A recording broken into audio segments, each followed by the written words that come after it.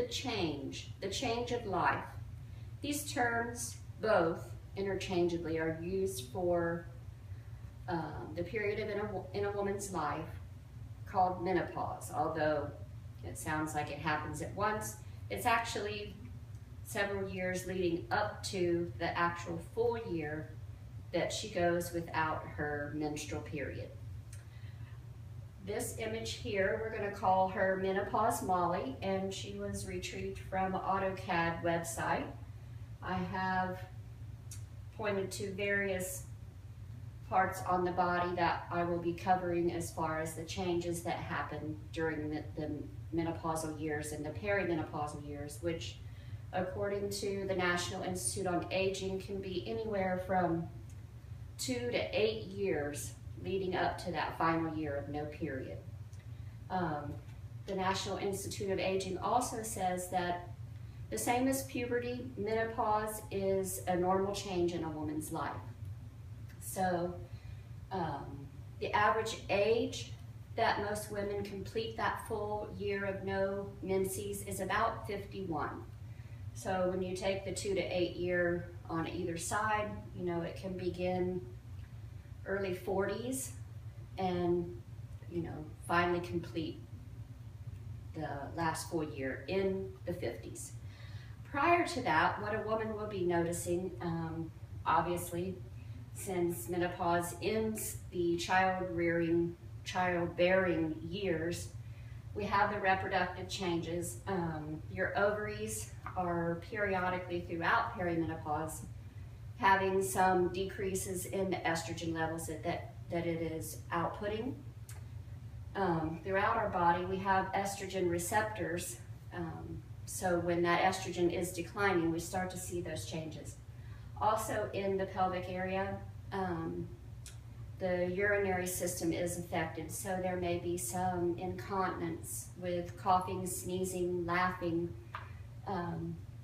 Those are due to the changes in the tissues that are not getting the estrogen it needs, like in the urethra. Also, another big, you know, identifier of menopause is the hot flash. They're not harmful, even though they are quite irritating. So the woman, you know, possibly could deal with those with dressing in layers, cool ice packs to the back of her neck.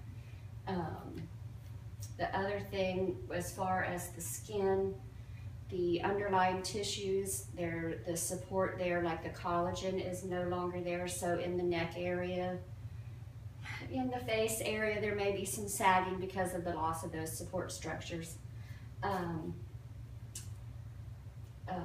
Our body is constantly also breaking down and rebuilding bone. When the estrogen is decreasing, that reproduction of bone is not at the same current rate as the destruction of bone. So we're prone to osteoporosis. You know, muscle changes can occur also, like not as much muscle tone. So it's definitely a time of life to, if you haven't already thought about, you know, making some lifestyle changes as far as exercise, definitely get in there some bone strengthening as far as weight-bearing exercises is concerned. She may also notice some changes, also goes along kind of with the integumentary changes, is some graying of the hair, loss of hair, thinning in certain areas. Definitely with the hot flashes and if they happen at night, you can certainly have some disruption of your sleep. This can also bleed into other areas of your life as far as connection with your partner, your intimacy changes. Sometimes can even be, you know, painful intercourse because of the loss of the moisture to all of our body tissues. So definitely, you know, talk with your partner, get a good primary care physician.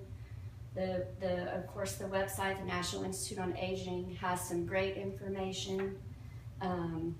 Another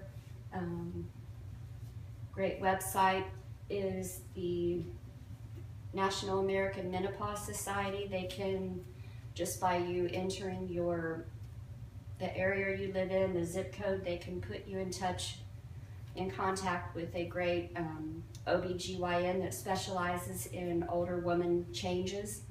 And just like Menopause Molly here, you keep rocking that two-piece and take this change of life on and handle this season with the help of your physician and your partner.